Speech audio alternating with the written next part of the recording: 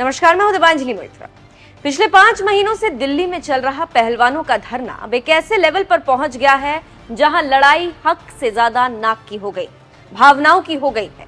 Emotions के एक ऐसे लेवल पर पहुंच गई है जहां कानून से ज्यादा भावनाओं पर भरोसा किया जा रहा है। भावनाएं चरम पर पहुंच चुकी, क्योंकि एक तरफ पहलवान हैं जो अपने मेडल, जो देश की धरोहर भी है, उन्हें गंगा में बहाने पहुंच गए।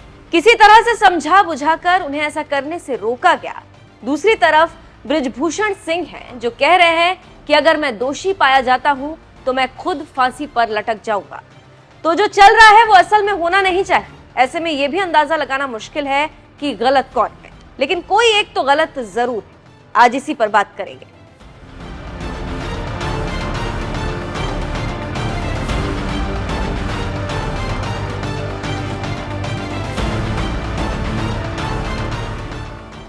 लगातार चल रहे पहलवानों के इस धरने के बाद देश की जनता 2 धड़ों में बंट गई। एक धड़ा चाहता है कि ना कोर्ट हो ना पुलिस हो और वो खुद ही बृजभूषण को सूली पर लटका दे, और दूसरा धड़ा बृजभूषण के समर्थन में खड़ा।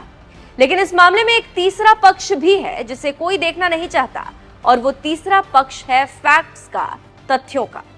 इस मामले के कानूनी पक्ष और जांच की पहलवान बात ही नहीं करना चाहते, लेकिन बृजभूषण सिंह जांच की रिपोर्ट आने का इंतजार कर रहे हैं और जांच में सहयोग भी कर रहे हैं, क्योंकि कितना भी चिल्ला लिया जाए, आखिर में फैसला जांच के आधार पर ही होगा।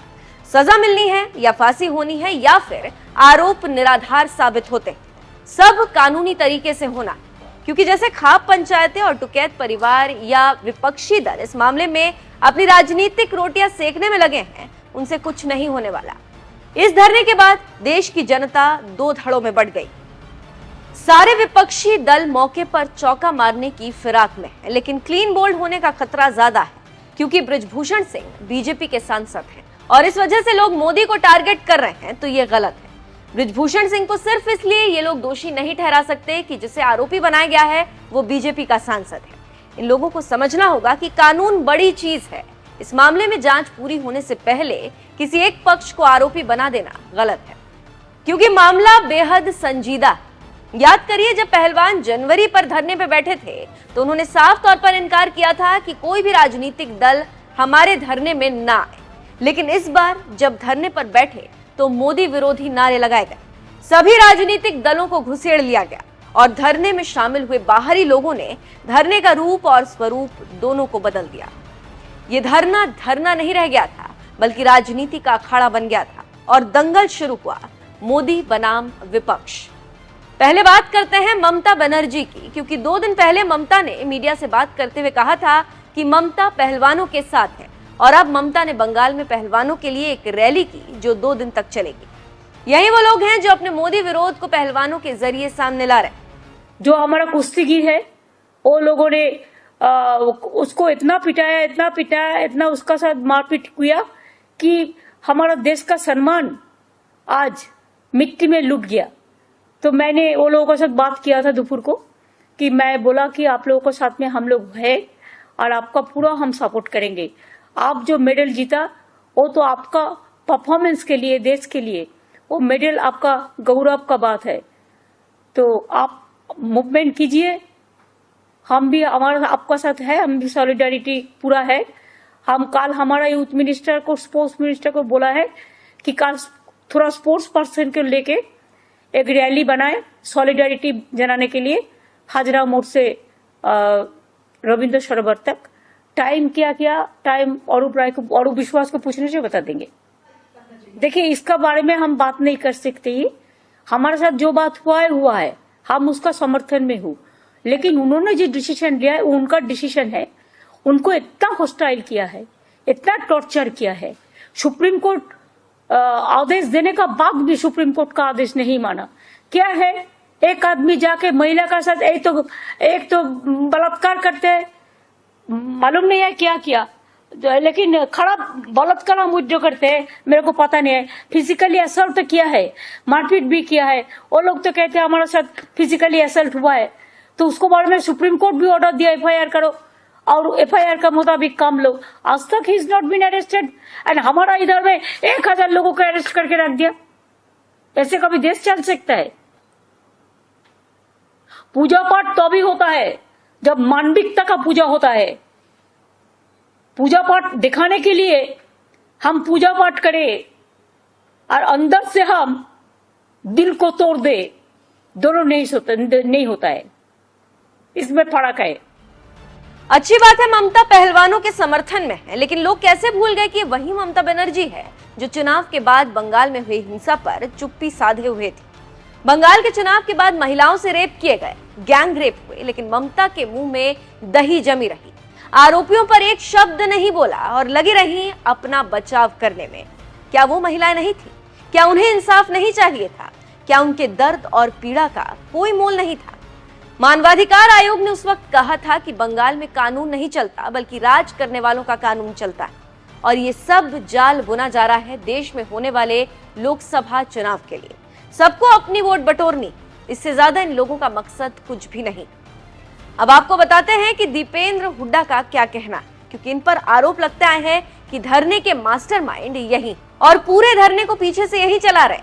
मामला हरियाणा बनाम उत्तर प्रदेश हो चुका है, इसलिए भी इन्हें सुना जाना जरूरी है, और इसलिए भी जरूरी है क्योंकि इन्हीं को हराकर बृजभूषण सिंह WFI के अध्यक्ष बने थे। और हो सकता है कांग्रेस को लग रहा हो कि इससे हरियाणा में फायदा हो सकता है। मोदी को घेरने का मौका कांग्रेस को चाहिए। सुनिए क्या कह रहे हैं दीपेंद्र हुड्डा। जहां हम प्रश्न पूछ रहे हैं कि प्रधानमंत्री जी ने अपील तक क्यों नहीं करी, खेल मंत्री ने अपील तक क्यों नहीं करी, सरकार ने अपील तक क्यों नहीं करी, वहां दूसरा पहलू यह है कि जो आरोपी है बृजभूषण सांसद, भाजपा सांसद, उनका एक बयान आया कि ये मेडल तो 15 रुपए में मिल जाते हैं, 15 रुपए में। अगर ऐसा है तो ये देश और कांग्रेस पार्टी जितने वो कहेंगे हम उतने रुपए उनको दे देते हैं, तैयार हैं, वो मेडल खरीद के दिखाए, ओलंपिक के मेडल। क्या कारण है कि आज देश की आजादी से अब तक 23 इंडिविजुअल मेडल आए, देश के 23 इंडिविजुअल मेडल। इन 23 इंडिविजुअल मेडल में से 11 अकेले हरियाणा प्रदेश के मेडल हैं। आज आप बेटियों के न्याय दिलाने के प्रश्न को राजनीतिक, प्रादेशिक, धर्म, जाति की परिभाषा से, दृष्टि से के आधार पर देख रहे हैं।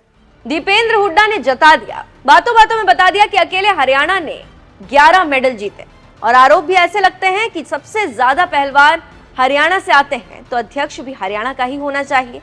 और भी खिलाड़ी हैं जो कुश्ती के अखाड़े में अपने दांव चल रहे हैं। किसान आंदोलन तो आपको याद ही होगा, कैसे साल भर दिल्ली का दम घोट कर रखा गया था। जो चेहरे किसान आंदोलन में सामने आए थे वही चेहरे यहां भी मौजूद हैं। 30 मई को पहलवान अपने मेडल गंगा में बहाने पहुंचे थे, जिन्हें किसान नेता नरेश टिकैत ने रोका था। लेकिन यहां सोचने वाली बात यह है कि पहलवान अचानक से हरिद्वार नहीं पहुंचे थे। उन्होंने बाकायदा पहले ट्वीट करके जानकारी दी थी, वीडियो बनाकर साझा किया था। तो नरेश टिकैत ने उनके घर जाकर उनसे बात क्यों नहीं की? अगर उन्हें इतनी ही फिक्र थी तो उन्हें जाने ही क्यों दिया गया? क्या गंगा घाट पर जाकर फोटो खिंचवाना था? लेकिन इन्होंने पहलवानों को हरिद्वार जाने दिया, फिर रात में पहुंचे और इनसे 5 दिनों का वक्त मांगा कि वो कुछ ना कुछ करेंगे। हालांकि हम महापंचायत कर रहे हैं, लेकिन उस महापंचायत से वो करेंगे क्या? जांच तो कानूनी तरीके से होगी। नरेश टिकैत को भी सुनिए। हमारी बेटियां हैं, वे मान सम्मान की बात है, उनके साथ में ज्यादती हो रही। वे दिल्ली के जंतर मंतर बैठे, जिस तरह का परसों उनके साथ में नंगा नाच करा गया, तो ऐसा कौन पूरा भारत नहीं बर्दाश्त करने का से? पूरे भारत में रोष है आज, जिस तरह से वो खींच के वहां से वो उठो। एक आदमी को बचाने के लिए, पूरी भारत सरकार लग गई। क्या होगा इसमें? आगे की कार्य योजना क्या रहेगी? मेडल आपने ले लिए हैं उनसे, अब आगे क्या रहेगा आपका अगला कदम? क्या रहेगा? ये होगी बातचीत। कुछ बैठक की बात कही जा रही है कि बैठक की जाएगी। नहीं, सब बैठक तो होगी और हम चुप थोड़ा ही बैठेंगे। कब तक होगी बैठक? कब तक होगी? 5 दिन का समय है, इसमें 5 दिन के अंदर होगी। अच्छा, सभी खाप होंगे इसमें या किसानों की होगी ये बैठक? नहीं, सभी खाप चौधरी है जिम्मेदार, सर्व जाति है, कोई एक बिरादरी की नहीं। आपने एक बात की है, बेटियों का संग नहीं झुकने देंगे। नहीं, ऐसा सर क्यों झुकने देंगे? उन्होंने तो इस देश का सर ऊंचा कर रखा है। नरेश टिकैत एक बार बता तो दें कि वो करेंगे क्या। जो जांच कानूनी तौर पर चल रही है क्या उसे बदल देंगे? जैसे मेडल नरेश टिकैत को दे दिए गए, क्या उसे देखकर नहीं लगता कि ये सब हाईजैक हो चुका है? पहलवानों की भावनाओं को हथियार बनाकर अपनी राजनीति को चमकाना किस लिहाज से सही है और कितना सही, ये तय करना देश का काम। खेल मंत्री अनुराग ठाकुर का क्या कहना है, पहले आप एक बार वो सुनिए। मैं इतना ही कहूंगा, खिलाड़ियों ने स्वयं कहा था जनवरी महीने में कि ये प्लेटफॉर्म राजनीति करने के लिए नहीं है और किसी राजनीतिक दल को चाहते भी नहीं है। लेकिन बाद में राजनीतिक दलों का, ट्रेड यूनियंस का, कईयों का आना हुआ।